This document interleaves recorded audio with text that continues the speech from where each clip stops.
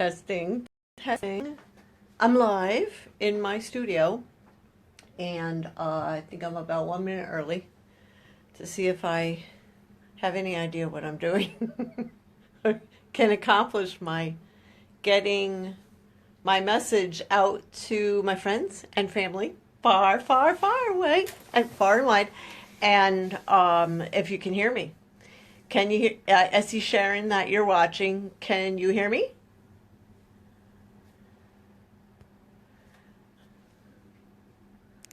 Mama is watching. I'm hoping you guys can hear me.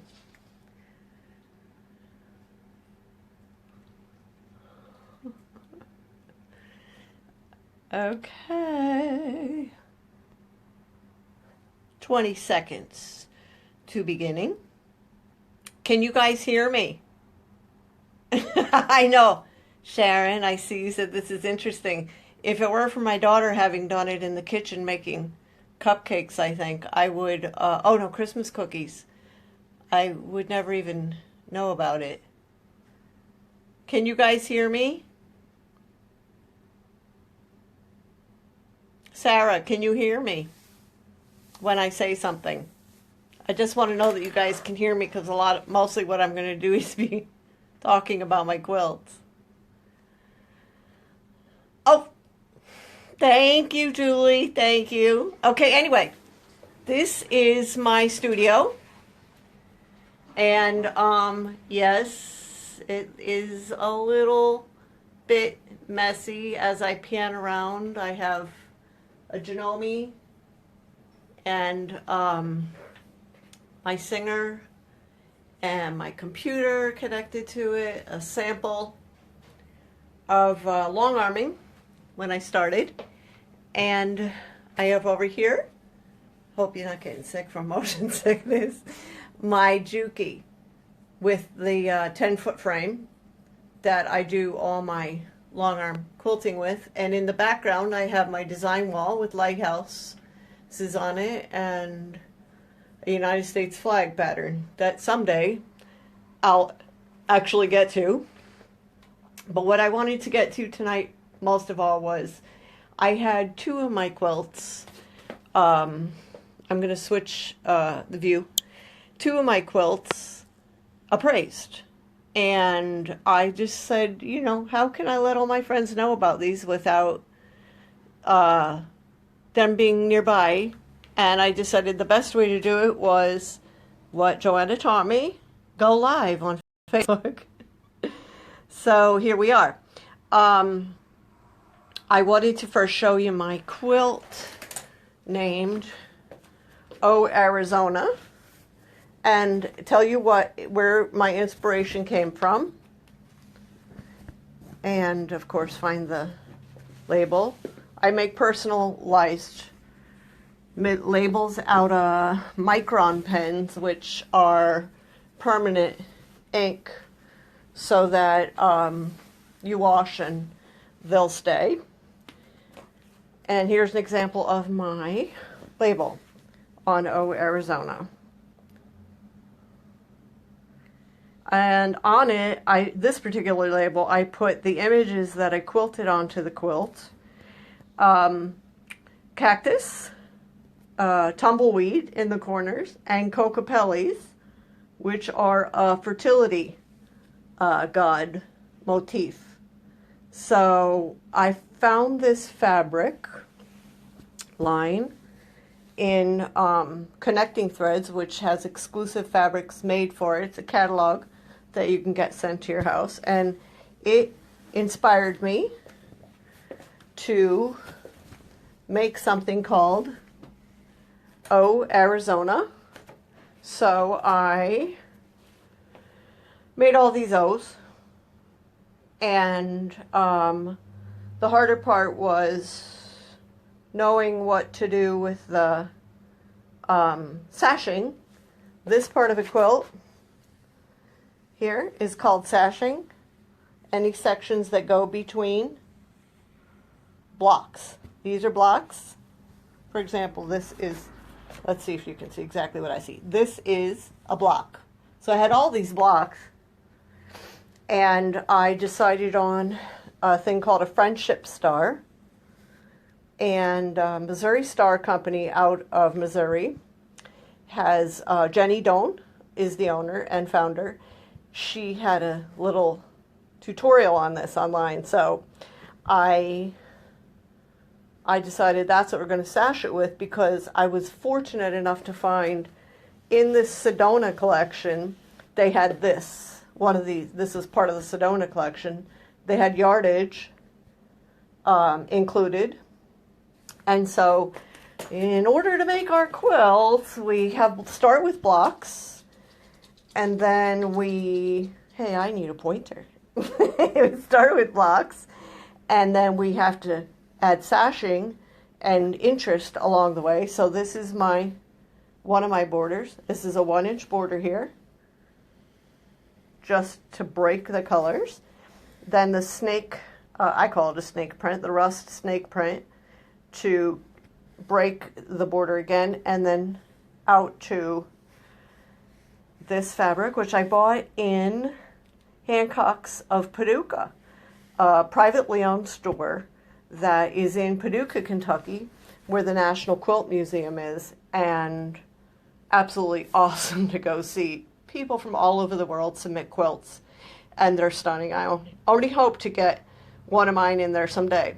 What I wanted to show you was on this one, which is called Oh Arizona, the quilting that you're looking at up close here is the cactus. I'll trace it with my finger. So it's just a series of cactus all along the edge, all along the entire outer edge of this quilt. So I'm going to see if we can see a Kokopelli better. They're much more difficult to see on here. They are, let's see if we can get one die dancing, holding his, I think it's a music stick, fertility god, holding his music stick and dancing. I'm just going to try to find one that you can actually distinguish other than my label, which I'm going to go back to for a second, because this is what the Kokopelli, for people who've just logged on, the Kokopelli looks like this. I think he's a dancing god of music and fertility. So yeah, I'm not going to be able to show you it, but there he is spiraled. Bummer. Kokopellis are hard to see, but the cactus are very easy to see. And the corners, I just tried to think of things that you would find in Arizona. So the corners have tumbleweed into the corners. Much of what we do in the quilting category is to secure the sandwich, the quilt sandwich, which is the top, the batting layer, and the backing together, in order to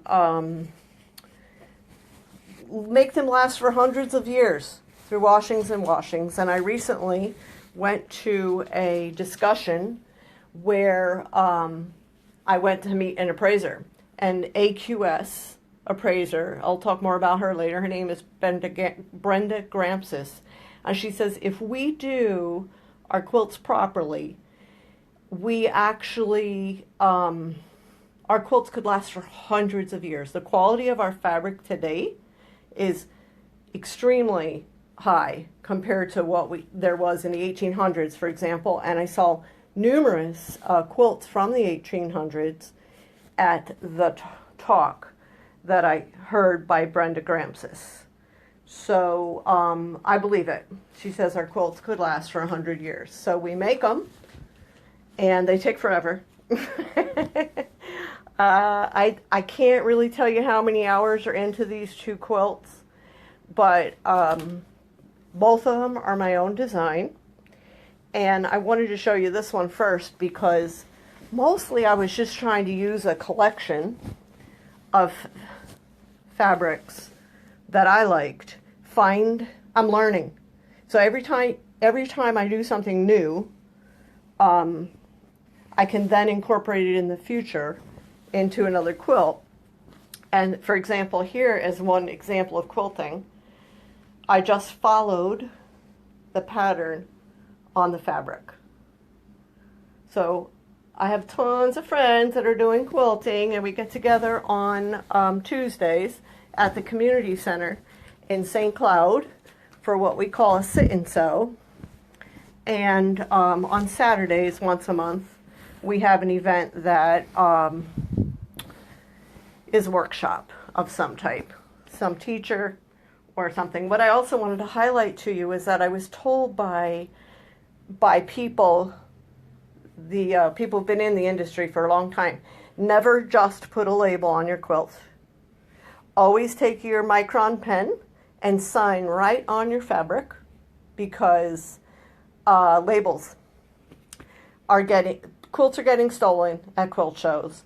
Labels are being removed, and we're trying to find ways to, thank you, Julie, we're trying to find ways to, as quilters, make sure that our name, for example, when we do a quilt label, the appraiser was thrilled to see that I put my name, the city where I lived, and the date on it. All very important in the value of an appraisal. So this quilt, I received an appraisal from her in the mail. I paid for and went to a quilt store where she driven very far to see. And hey, Melanie, yeah, good idea for signing the quilt, right? Brenda did a written appraisal for me, which I received. Sign it in my blood. I probably have accidentally, Joanna. Anyway, I got these appraisals from her a week after seeing her, and I'm absolutely thrilled.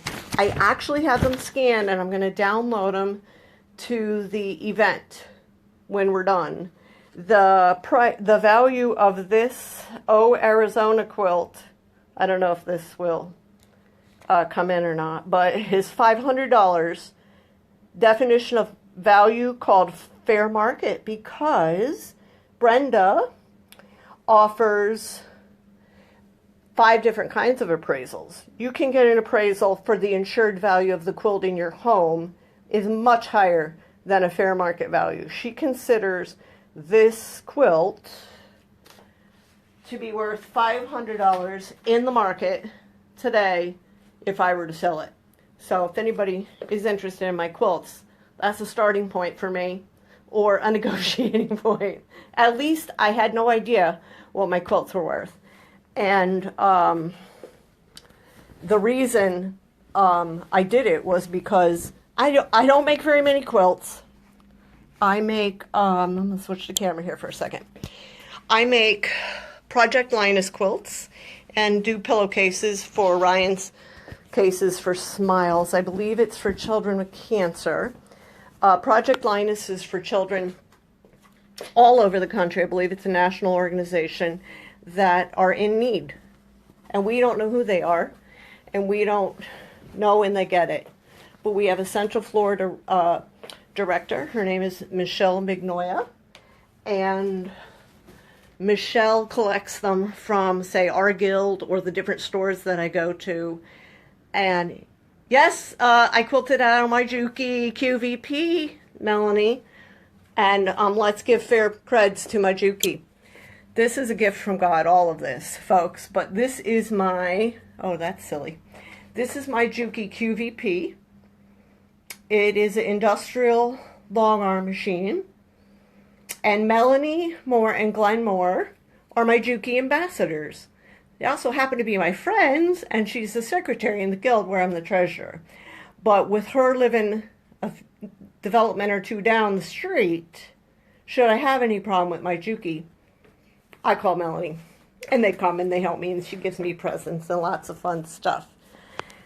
My clock on the wall is wrong. You think so, Steve? What should it be? I believe it says 7:45. Isn't that correct? Silly guy. Anyway, the Juki is on a 10-foot frame. It rolls. It moves in any direction that I choose it to move. So that is how I do my quilting. And now we're coming up to my piece de resistance at this point in my career. This is my crowning glory at the moment, and I'm absolutely thrilled and overjoyed at what happened when I just kept adding what I thought I should add. I also learned from Brenda Gramsis that the provenance is very much a part of the value of a quilt. And the provenance, to an appraiser and to any future buyers down the line as you pass it on, is the story behind the quilt. Why did you make it? Anything. What are the details? Why? Well, I hope not to get teary on this one, but Lucille Covell is, on July 10th, she'll be 89. She closed her studio as macular degeneration was taking away her eyesight. And during that time, she gave me books and tools that my friends haven't seen, and pins to pin based and fabric. This is called a set of jelly rolls. Every strip in this quilt, and they were consistent. The appraiser measured them. They're all consistent. Are 2.5-inch wide cuts of fabric that come in a roll, bound, and this from here to that side, over there, is one set of jelly rolls. Here's the matching set. So Lucille was kind enough to share and pass the baton to me. She was a master quilter, massive amount of quilts in her life. And she went to FIT in Manhattan back. Okay, she's 89, so just guess when she went to FIT, a very long time ago. She was a pattern designer for children's clothes in the beginning. She did inspire me to begin quilting, and I took these two jelly rolls and put them together from the blue and went in one direction to get the gradation, and then the other direction to get the identical gradation. And that was the beginning of my quilt. That's all I knew. And then I went to Hancock's of Paducah. When Ken's father died in September, we drove up to Illinois. We passed Kentucky. And as sad as we were and distraught and horrified, we put a little joy into our trip by stopping at the museum, the National Quilt Museum, for a short walk, and Hancock's of Paducah. And these fish were one panel. So there was just a piece of fabric with these fish on it, all one piece of fabric with like a light blue background or something. So I had learned to what is called applique, is when you cut out a design and you attach it to another fabric, either by hand stitching around them, which I thought I can't hand stitch, my hands hurt too much, or machine stitching. So I chose machine stitching on this one, a very tiny zigzag. They're fused to this fabric. And in this case, on this quilt, I like to try new techniques on everything.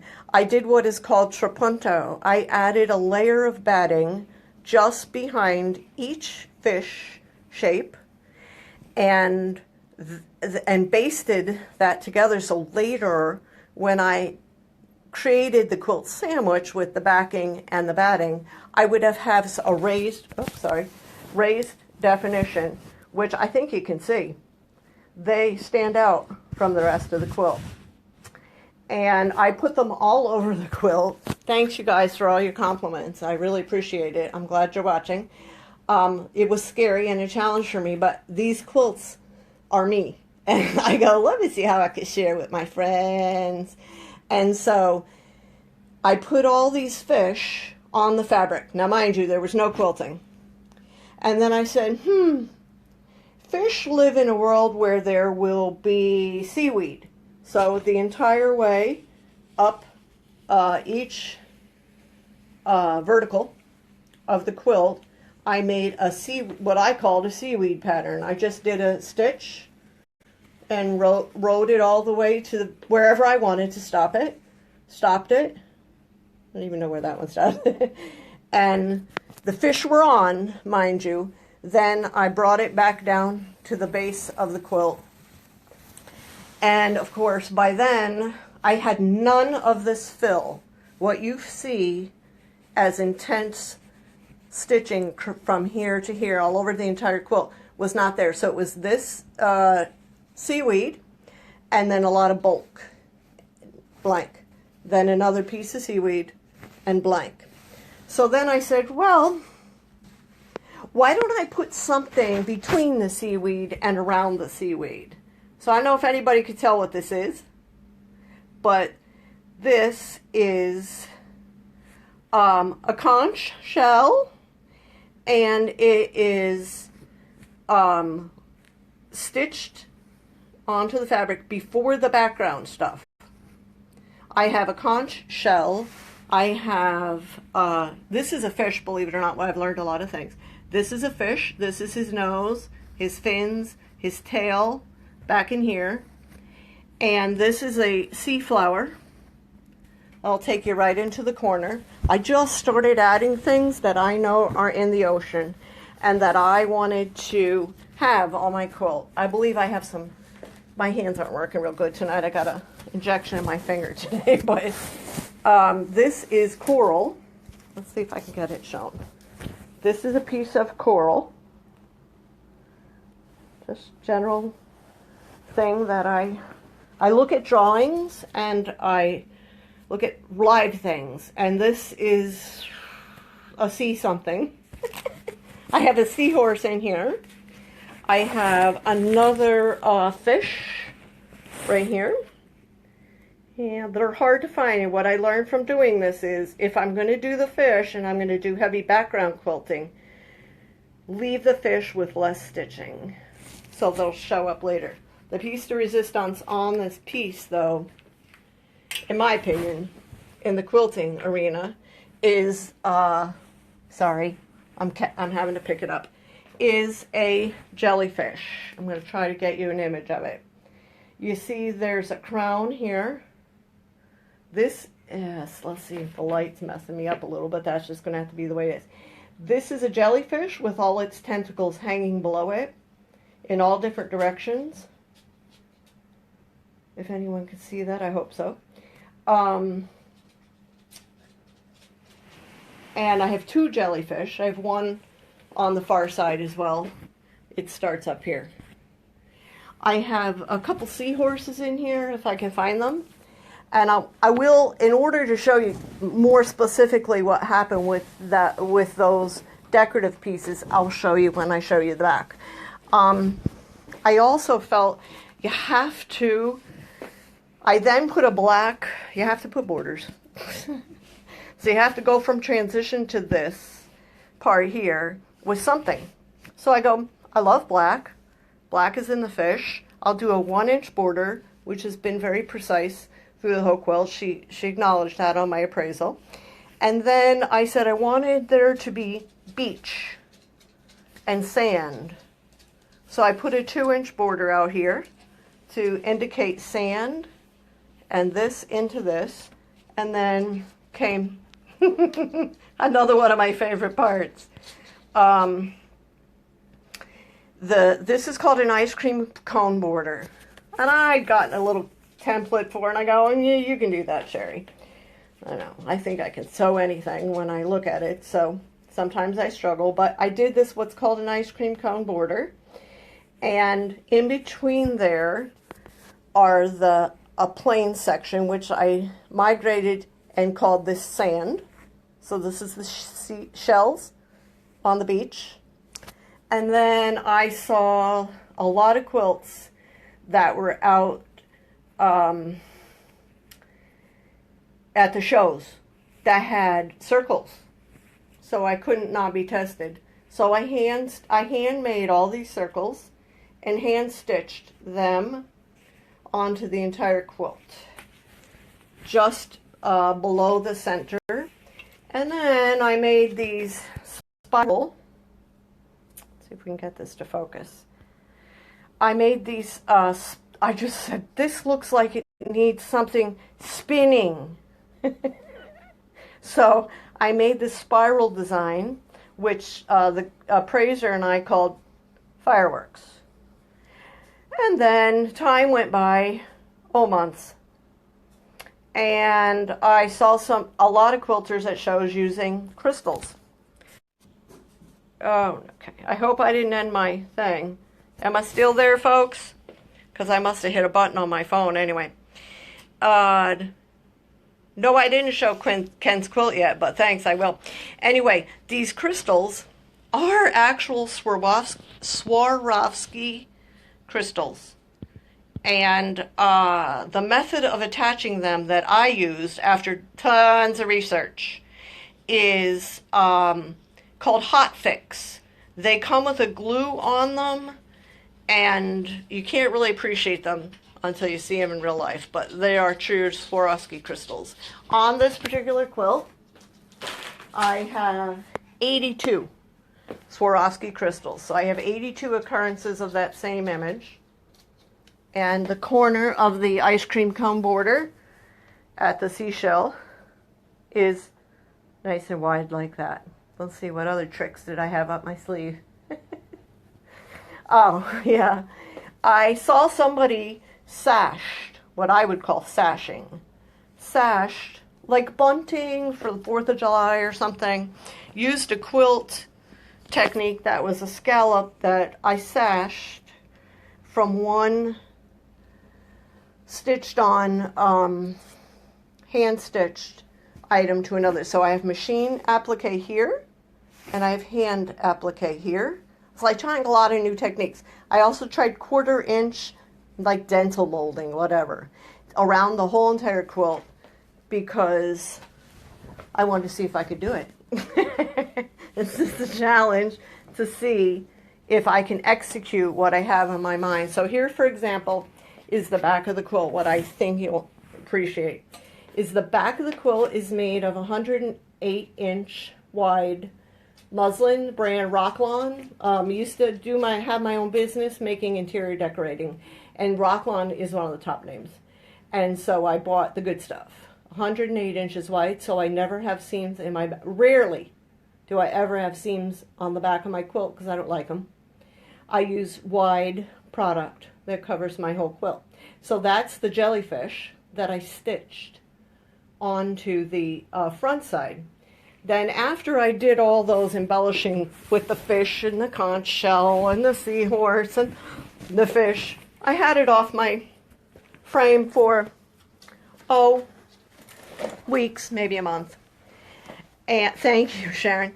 And I looked at it and I go, a lot of people, there's multiple schools of thought, but two of them are no quilting in here or lots of quilting. Quilters love to quilt. That's what this stuff is. And I found some people who like their softer. Now I like the quilt this way with all the stitch detail on it. It feels heavy. I like a heavy blanket that lays on me. I like that. That's the way I want it. But I then had it off with the battle in my head, stitch or not to stitch? That is the question for every quilter. Well, of course I went, as you can see, I put it back on the frame and horizontally. So I went from one end of the quilt to the other and stitched that background around all the pre-existing features that were already there. And I stitched, and I stitched, and I stitched, and I stitched. And I don't know how many feet of thread I used. I think it goes by feet, Melanie. 1,000 feet, something like that. But the cones are, let's see, I'm using Signature Machine Quilting 100% 3,000 yards. So I went through one of those. I bought 3. I have one unopened. So I'm thrilled because the massive outlay of thread was not so bad, even when you're obsessed with quilting, like I am.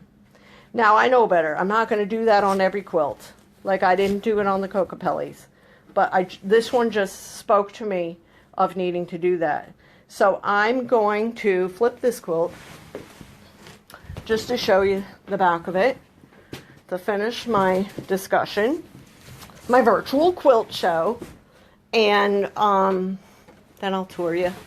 I'll show you that quilt of Ken's. I have a few others, but I mainly wanted to focus on these tonight. And this is the back.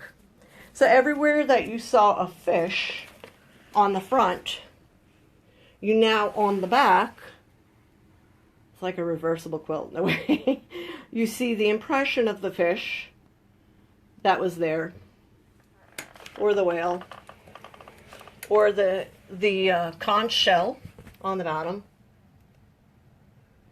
So I like the open areas that are now defining the areas on the front.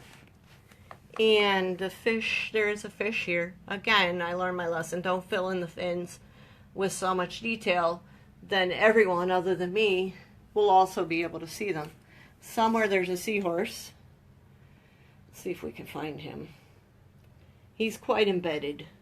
That's his head and his snout and his belly. He got lost. He got lost in the quilting. Here's another seahorse that didn't come out near as nice, but he's in there. And you can see him because he has less stitching on him. Cool, interesting focusing. Wait till you hear the appraisal. My daughter Joanna, who taught me all this technology. I am going to post them, but the appraisal on this quilt, the fair market appraisal now, that's what she actually believes it could sell for on the market, is $800. So, if anybody is interested or knows anybody else who might be interested, she gave me 2 copies of each appraisal. They're sealed, if you can tell, around the 800 in the fair market, they're sealed with a steel seal, raised seal, so you can be sure that she is who she says she is. She is Brenda Joy Grampsis, lovely middle name. She's an AQS certified appraiser of quilted textiles. You can go on her website, and she has an amazing amount of history and just background and be able to do this. So she put in the provenance. Sherry made this original design quilt in St. Cloud, Florida. Sherry's quilting mentor, Lucille Covell, gave Sherry 2 pastel jelly rolls, and this was the beginning of this quilt design. All true. Then she evaluated the construction of it, the quilting, told what the fabrics were. They're all 100% cotton. They're good quality, what we call gray goods in the industry, which is the actual fabric that the print is put onto. And it's machine pieced and quilted by me. Numerous quilts in the industry, thanks Joanna, are not quilted by the artist that makes the top. It is 93 by 78, and it does, I put pictures on the event invitation so that people could see details in captured photos, and you know, not if it is. And then as soon as I'm done, I'm going to download the excuse me, upload to the event the appraisal that I scanned into my computer. So I am amazed. I'm like, God told me to quilt like 4.5 years ago, 5 years ago, and he said, make quilts and I'll tell you what to do with them. So that's really where I get my inspiration, and that's what's keeping me going. Oh, I forgot to tell you, one of my favorite parts is my labeling. Of course, I'm mentored by many, many, many women who are in I've been in 3 guilds. I'm in my 3rd guild in Florida because there's different personalities, just like churches or anything you go to, in each guild. And I wanted to find a true fit besides the guild that I'm in is right down the street in St. Cloud. And I became the treasurer, and I get to meet with these women, and we inspire each other. I want to now show you the label. The label for Seashore Frolic is hand drawn, named, dated, established the city where I lived and worked on it, and hand stitched on around it. Now, the appraiser did give me one suggestion. I did not sign my quilt yet, like you saw, Melanie, but I will, and on the body of the quilt itself. But she said, actually quilt, put your label on first and quilt over it. Because when people steal it again, they take it off and it looks like nothing was there. So she's right. So I'm going to do that in the future. But I learned it after I finished this quilt. Another detail of this quilt that actually is really important to me is when you, it's a kind of a sewer's thing, but when, a lot of my friends are sewers, when you do a scalloped border, which is curved, you have to use bias binding, which we make ourselves. When we do quilts that are not scalloped, we do flat-edged binding, and it's made in strips, and I have strips hanging around everywhere probably, but at the moment, not the ones I want. So you cut on the bias of the fabric, which is actually this, and then it stretches and gives around all the turns and pivots. It's hand stitched onto the quilt from the front side. I'm sorry, machine stitched on, left open, flipped back over, and hand stitched around the entire quilt here to make it permanent. And you might see there's one stitching detail I didn't show you before because I forgot about it. I don't know why I can't get that not blurry. There are hearts around the top of every ice cream cone because I was struggling with how do I get the tops of those ice cream cones to stay in place while I stitch on the binding. Another stressful thing because they're curved. They could ruffle and they could flutter. So what I learned to do was use spray basting, which also is a godsend to quilters. And while it was on this long arm machine on my rollers and up there, I would spray and squish the fabrics together. Spray and squish the fabrics together around the whole thing as it was hanging on as it was actually installed on the frame. It gets installed on these, which are called leaders. You pin them. As you see, it says pin line. You pin this, a quilt or the backing or whatever. I put mine on and off this frame so many times to do this quilt. But I was able to spray base down the curved edges because they're very uncanny to try to get to sew if they're not adhered to all layers at one time. So, all right. I think that's it. Yes, bias binding does use more fabric. I learned a way to do continuous binding with, thank you, continuous binding with a 1/2 yard piece of fabric for 2 1/4. I do 2 1/4 all my bindings. Some people do 2 1/2, some people do 2. Is to take a 1/2 yard of fabric and learn to mark it, and then you fold one part of it down to the other, and you make a continuous line, which is very misshapen looking. But after you get that done, your 2 1/4 inch repetitive lines, you cut on them, and when you're done, a 1/2 yard turns into approximately 200 inches of bias binding. So, 200 inches can cover pretty much of a quilt, right, Mel? So I just wanted to show you too. I showed you my sample when I first got my Juki. I go, oh, dude, I can't do this quilting. This is my scrap piece, my jellyfish scrap piece. and my seaweed scrap, and all my other things. I was saying, can I do it? Can I do it? And Christmas trees up there. It's a quilt sandwich. It just hangs up here for me when I need inspiration or try a new design. It's backing, batting, and fabric. So, do you want to go see Ken's quilt? Steve and Melanie will go, because it's hanging and it's easy to display. Ken might not like it. Ken's in there doing his puzzle.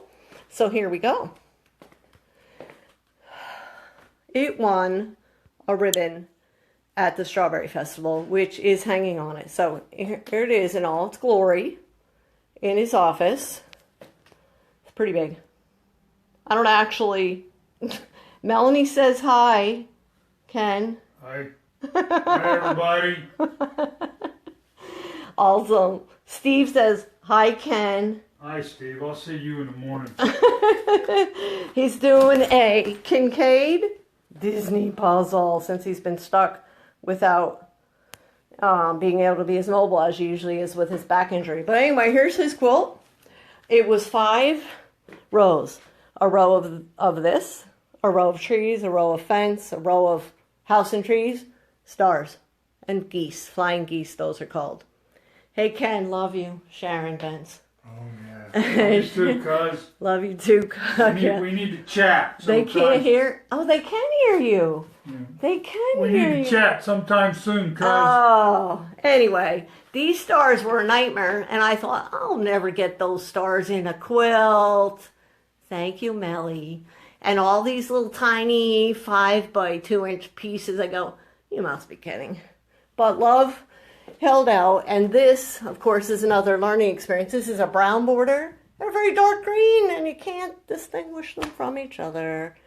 But this is before the Juki, and it's not as perfectly quilted, but to show that I won ribbons, to be honest with you, on all my quilts that I submitted for entry to any show. So That was the Davenport show.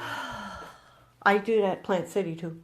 You know, it is just a joy and a thrill to put your stuff in, and then to win a ribbon is like, are you kidding me? I didn't need that. I just wanted to put my quilt there. So one other quilt that I do have hanging is this. And this is another one of those I had to play with fabric and ribbon. This actually is ribbon. Little ribbon you buy in the store, like polyester ribbon. And I go, oh, I must be able to do, thanks, Mel. I must be able to do ribbon embroidery because somebody online can do it and on YouTube. So I took these little strips, 2.5 inch strips of this black fabric called Kona, which is a very good base fabric, like a solid, Kona is a solid base, well-constructed cotton. And I just did these little things, and then I go, okay, let's add this and let's add that. And this is one I haven't exhibited at any display, and it is one of my favorites just because of color. And the back is just yellow with my pretty little daisy patch. Hard to see, of course, I'm in the light. Oh, I don't have perfect lighting yet. It's called Daisy Patch. So I drew similar things on the label to what and there's my signature on the line, Mal, of what I did on the front. A couple quilts stuck in here. I need to donate. Quilt on the back of the couch. Yeah. Quilt on the arms of the couch. On the ottoman. Yeah. Us quilters are kooky. Right, guys? Yeah. The Kona is a good quality fabric, and it's very important if you're going to make these and you're going to pay and you're going to have someone appraise them. And even if you're donating them, let me go back. Even if you're donating them to Project Linus, we do top quality fabric for Project Linus. And we've gotten feedback, stories from kids that were in hospitals, maybe a relative of someone in the guild. and we get good feedback. Like, they went into the hospital, they broke their arm, and they were given this quilt, and they love it, and it is so meaningful to them. So I want to thank everyone for watching who came here tonight. I didn't think I could do this. If it weren't for my daughter exposing me to the outside world, and I would not be able to do this. So many, many great thanks to Joanna Lee Henry, my baby, and for inspiring me, and to Ken for getting me that lovely Juki. I said no, no, no, no, no, no, no. And then I had so much frustration, thanks, Joanna, with my other quilts, with the stitching. It was just a stitching issue that I can't do this. I was like angry all the time. So the machine made me happy. And I thank Ken for that, and Melanie and Glenn for being my ambassadors. And the sewing studio where I bought it is actually extremely supportive and supports me all the time. We have a private Juki website of people all over the world who own the Juki. Thanks, Joanna. And who, tooth box, who support each other.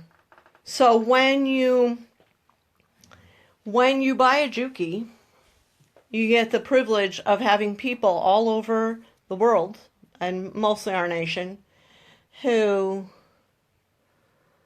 have a passion like you do and have a desire to try. Yeah, Mel, the tools do make a difference. You're absolutely right. Well, I hope everybody enjoyed watching tonight. And even if you didn't get to see it tonight, that you get to see it. You share it with other people. If anybody wants to buy my quilts, please just private message me. I love you too, Brayden. Yeah. There's my nephew, Brayden, there watching. People from all over the country are watching. Oh, that's just dang cool to me.